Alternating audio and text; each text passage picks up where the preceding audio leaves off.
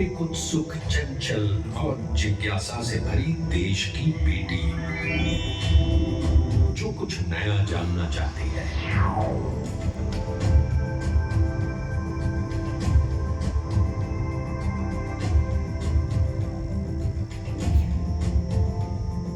आज हम अपने गौरवशाली अतीत के विषय में जानेंगे और अपने उज्जवल भविष्य पर दृष्टि डालेंगे।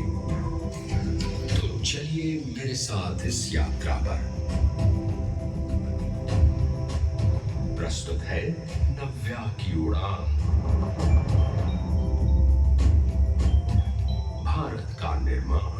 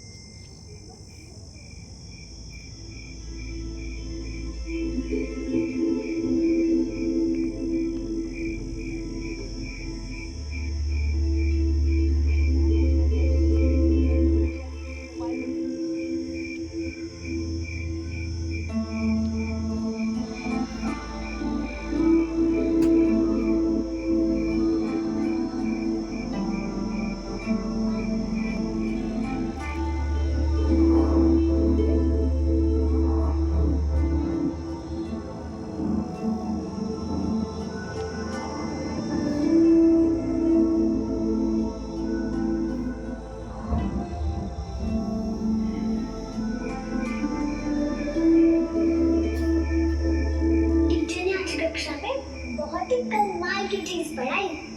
यकीन नहीं होता भारत मंगल ग्रह तक पहुंच गया, इतनी दूर।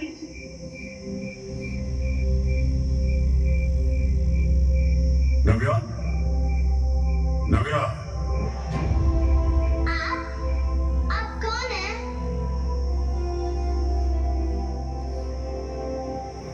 मैं भारत। भारत? मुझे लगा कोई सितारा। क्या आप सचमुच में भारत हो? मेरा देश जहाँ मैं रहती हूँ? हाँ नव्या, लेकिन मैं सिर्फ देश ही नहीं, मैं ही हूँ वो भावना जो काव्य में रस बनकर झलकती है, वो भक्ति जो वीरों के नयनों से छलकती है, वो चेतना जो नेतृत्व को दिशा देती है, वो प्रेरणा जो नए कल का स्वप्न सजाती है। नया कल, नया इतिहास जो लिखना है तुम जैसे बच्चों को, और तभी तो मैं आज तुमसे मिलने आया हूं, क्योंकि तुम ही हो मेरा आने वाला कल, और तुम में ही है मेरे सपनों को साकार करने की क्षमता। सपने? कैसे सपनों की बात कर रहे हैं आप?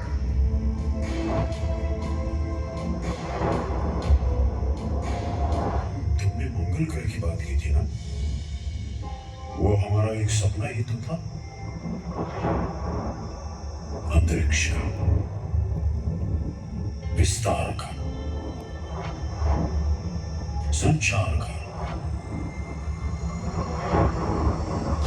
रफ्तार का, चमत्कार का, जहां हमने खोल दी एक नई राह,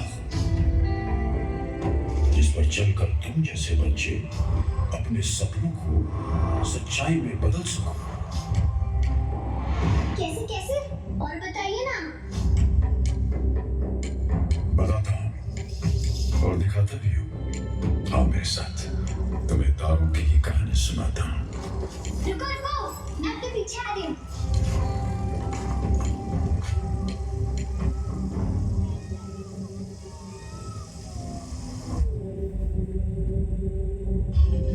नव्या, तुम्हें पता है हम भारतीयों को कई शताब्दियों पहले से ही अंतरिक्ष की गहराई का ज्ञान था। कई शताब्दियों पहले मतलब? 5वीं शताब्दी की बात है, जब आर्यभट्ट नामक महान गणितज्ञ ने बताया कि पृथ्वी एक अक्ष पर घूमती है। और गिरती नहीं? नहीं नव्या, गुरुत्वाकर्षण यानी ग्रेविटी के कारण ऐसा नहीं होता। और इसी पर प्रकाश डालने वाले थे 12वीं शताब्दी में हमारे गणितज्ञ भास्कराचार्य, जिन्होंने गुरुत्वाकर्षण की शक्ति को पहचाना और प्रख्यात खगोल शास्त्री यानी कि एस्ट्रोनॉमर वराहमिहिर द्वारा रचित सूर्य सिद्धांत में इसका वर्णन भी किया गया है। मध्ये सामन्ततस्य भूगोलो व्योमनि तिष्ठति बिभ्राणाः परमं शक्तिं ब्रह्मणो धरणात्मिकम्। इसका मतलब?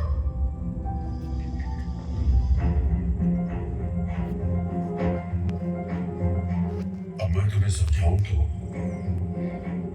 कभी न थकती कभी न थमती ब्रह्मांड बीच में गोलाकार धरती गुरुत्वाकर्षण का नियम निभाए अंतरिक्ष की शोभा बढ़ाए। सोच के देखो, गुरुत्वाकर्षण का ज्ञान वो भी इतने साल पहले। और नव्या, 17वीं शताब्दी में जाकर पश्चिमी दुनिया ने ग्रेविटी के नियम का उद्घोष किया, यानी गुरुत्वाकर्षण के नियम को विश्व ने 500 साल बाद जाना। यानी अंतरिक्ष ज्ञान में हम युगों युगों से कुशल थे। कुशल तो हम बहुत सारे क्षेत्रों में थे।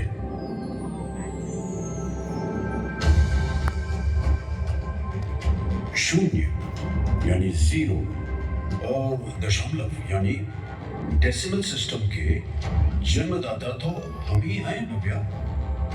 हमारे यहाँ गणित और अंतरिक्ष विद्या की एक अद्भुत साझेदारी रही है। कभी मैंने पढ़ा था कि अल्बर्ट आइंस्टाइन ने कहा था कि हम भारतीयों के ऋणी हैं, जिन्होंने हमें गिनती करना सिखाया, जिसके बिना कोई महत्वपूर्ण वैज्ञानिक खोज नहीं की जा सकती। बिल्कुल ठीक कहा तुमने नवीन। चलो अब 20वीं शताब्दी की बात करते हैं। जब 1947 में हम आजाद हुए तो फिर तिरंगे को आसमान से कहीं ऊपर फहराने का स्वप्न भी जागृत हुआ और शताब्दियों के ज्ञान को नई ऊंचाइयों तक ले जाने का अवसर मिला।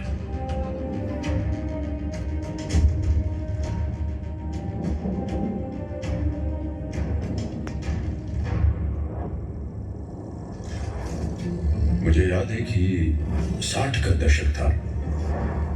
हमारे प्रधानमंत्री थे जवाहरलाल नेहरू, जिनके कार्यकाल में वैज्ञानिक डॉक्टर विक्रम साराभाई तथा डॉक्टर रामनाथन और उनके साथियों की मेहनत से Indian national committee for space research INCOSPAR INCOSPAR का जन्म हुआ।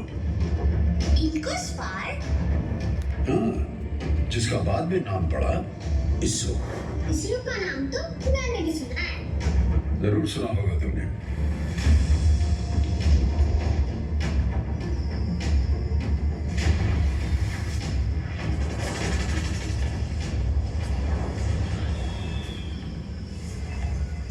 पता है इसी दौरान बना तुम्बा इक्वेटोरियल रॉकेट लॉन्चिंग स्टेशन।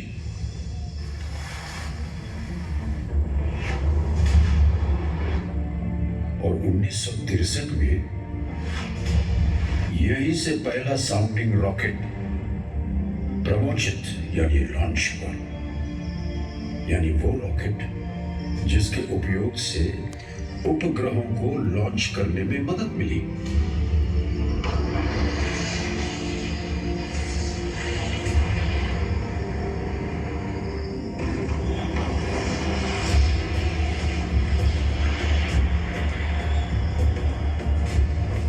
एक छोटा गांव था तुम्बा, जहां नारियल के पेड़ों के खेत में एक रॉकेट लॉन्च पैड बनाया गया था।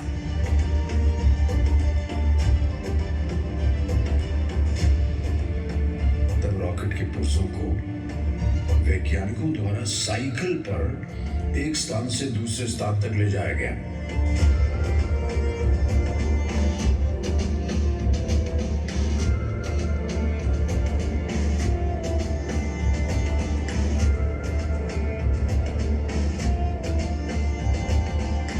मतलब सुविधाएं कम थी पर खुद पर हमें पूरा विश्वास था।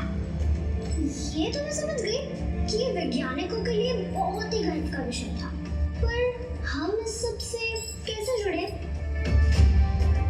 कैसे नहीं जुड़ते? सिर्फ गर्व का विषय ही नहीं था, हमारे सपनों की राह भी आसान हो रही थी।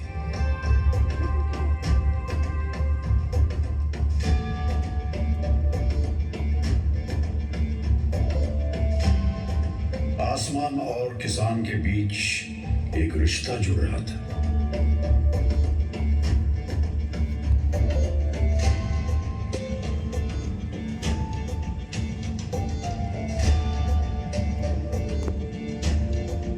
एक तरफ प्रधानमंत्री लाल बहादुर शास्त्री द्वारा लाई गई हरित क्रांति,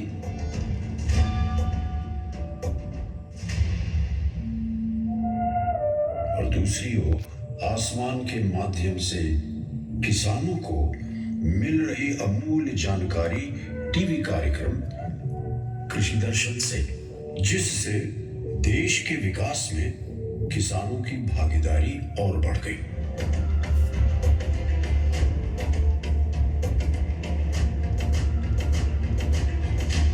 और इसके बाद लॉन्च हुआ भारत में तैयार किया गया पहला उपग्रह आर्यभट्ट।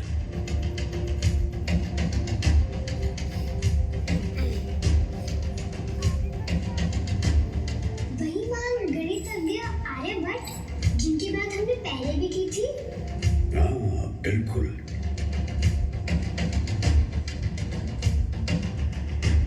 और नव्या 1980 में मेरा नाम एक बार फिर अंतरिक्ष पर लिखा गया, जब प्रतिष्ठित वैज्ञानिक एपीजे अब्दुल कलाम और अन्य दिग्गज वैज्ञानिकों की मेहनत से मेरे पहले स्वदेशी सैटेलाइट लॉन्च व्हीकल SLV-3 से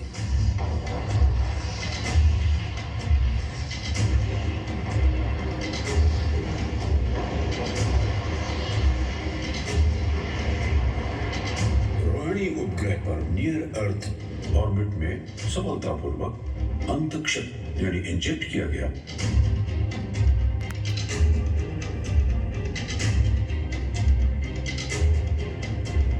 और मैं स्पेस क्लब का एक विशेष सदस्य बन गया।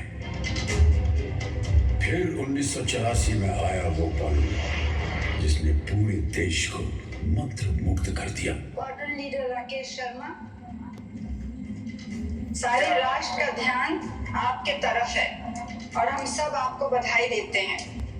यह एक ऐतिहासिक कदम है। मेरी आशा है कि इससे हमारा देश अंतरिक्ष के प्रति जागरूक होगा। ऊपर से भारत कैसा दिखता है आपको? मैं बगैर किसी झिझक के कह सकता हूँ कि सारे जहां से अच्छा। मैं समझ गई, अंतरिक्ष में कदम रखा एक भारतीय ने। अंतरिक्ष में गूंज रहा था प्रताप भारत का, विश्व भी देख रहा था प्रकाश भारत का। इस सारे जहां से अच्छे देश को अब रोकना संभव था। और 1982 से 1990 के बीच इनसैट 1A, 1B, 1C और 1D का सफल प्रमोशन हुआ। और 1997 में तो जैसे कुछ लम्हों के लिए वक्त ठहर गया।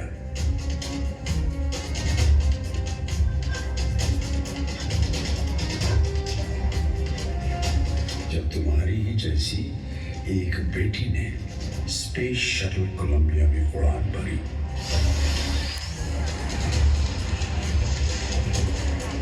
और अंतरिक्ष में प्रवेश किया।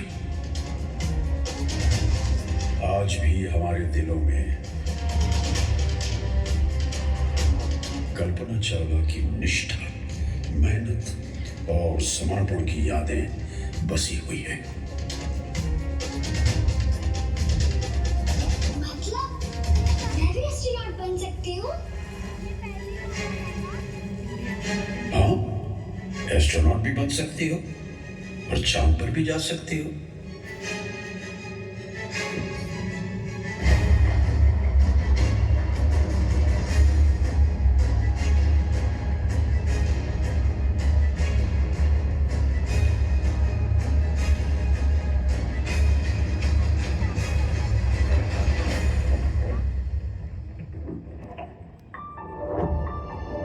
एक और महत्वपूर्ण बात जो तुम्हें जाननी चाहिए, 2003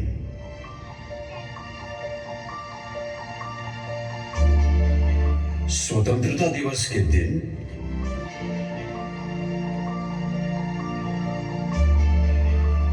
प्रधानमंत्री अटल बिहारी वाजपेयी ने घोषणा की कि हम अपना अंतरिक्ष यान चांद तक भेजने के लिए तैयार हैं।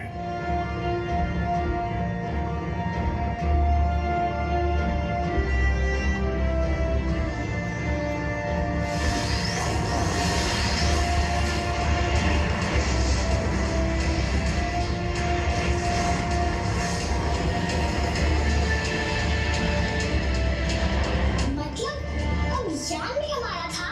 बिल्कुल।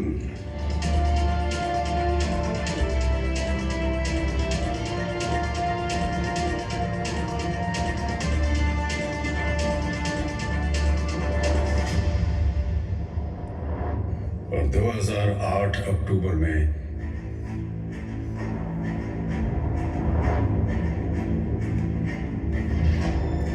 प्रधानमंत्री मनमोहन सिंह के कार्यकाल में चंद्रयान-1 ने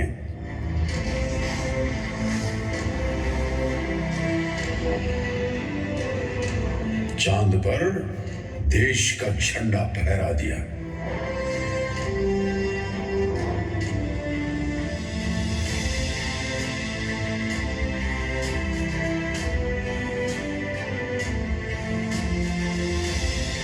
जब चांद तक पहुंच गए तो फिर मंगल तक जाना असंभव नहीं लग रहा था।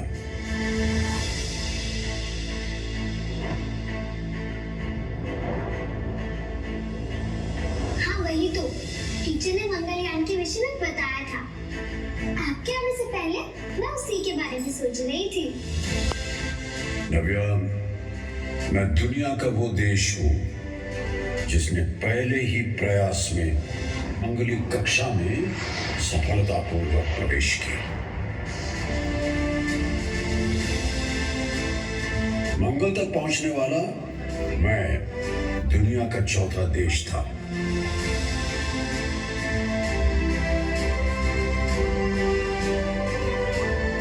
हमारे प्रधानमंत्री श्री नरेंद्र मोदी के अभूतपूर्व नेतृत्व में India has successfully reach Mars. इतनी बड़ी सिद्धि प्राप्त होती है वो वैज्ञानिकों के विश्वास के कारण, उनके पुरुषार्थ के कारण, उनकी प्रतिबद्धता के कारण।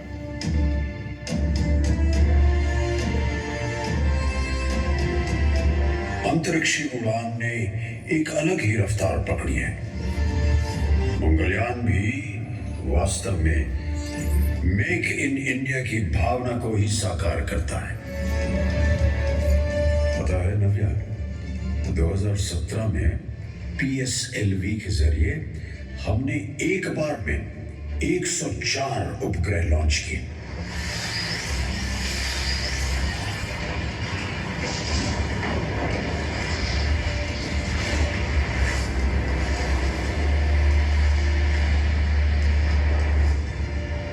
ये अपने आप में ही एक विश्व रिकॉर्ड था।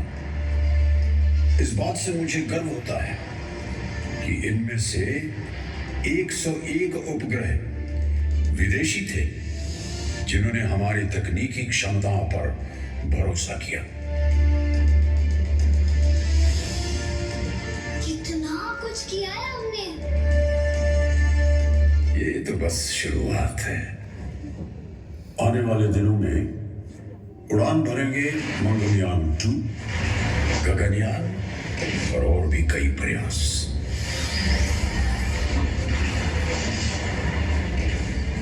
गगनयान जो हमारे लिए अंतरिक्ष की नई राहें खोल देगा।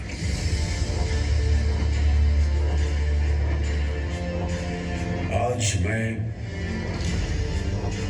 एक नए युग में पहुंच रहा हूं, अंतरिक्ष युग।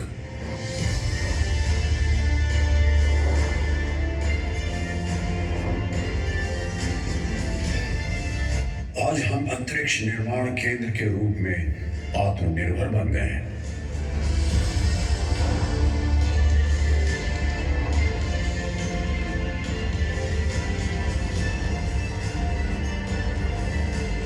उपग्रहों का कमाल तो हर क्षेत्र में दिखता है। टेलीमेडिसिन, किसानों के लिए शिक्षा, मनोरंजन और हाँ, जब जरूरत पड़े तो हमारी रक्षा के लिए भी। पृथ्वी की परिक्रमा करने वाले 342 से अधिक अंतरराष्ट्रीय उपग्रहों को भारतीय रॉकेट द्वारा अन्य देशों के लिए लॉन्च किया गया है।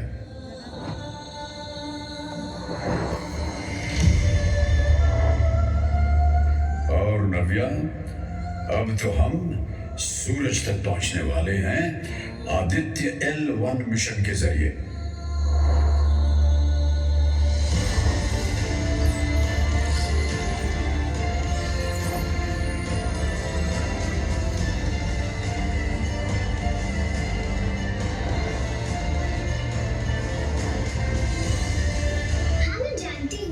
सूरज का मौसम पूरे सौर प्रणाली यानी कि सोलर सिस्टम के मौसम को प्रभावित करता है। बहुत अच्छा लगे। और तुम्हारी जो अंतरिक्ष को जानने की जिज्ञासा है, वही तो आज हमारे प्रधानमंत्री श्री नरेंद्र मोदी चाहते हैं। तुम्हारे सपनों को साकार करने के लिए इसरो का विशेष कार्यक्रम भी है, युविका।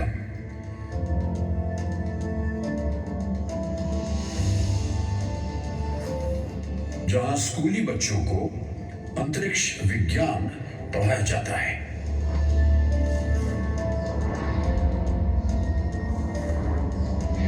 आज तुम्हारे जैसे बच्चे या देश का कोई भी नागरिक श्रीहरिकोटा जाकर उपग्रहों को लॉन्च होते हुए देख सकता है और अंतरिक्ष की हमारी उपलब्धियों से अपने देश के प्रति गर्व की अनुभूति कर सकता है। मुझे अपने देश पे गर्व है और मैं अपने देश को आसमान से भी आगे लेके जाऊंगी।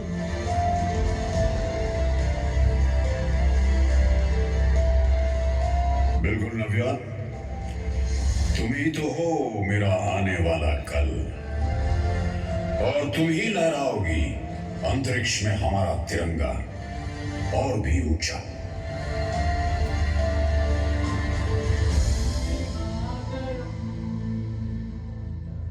वंदे मातरम, वंदे मातरम। स्वप्न करोड़ों जाग उठे, थी आशा जिसकी हर मन को, नए सूर्य का उदय हुआ और धूप मिली हर आंगन को।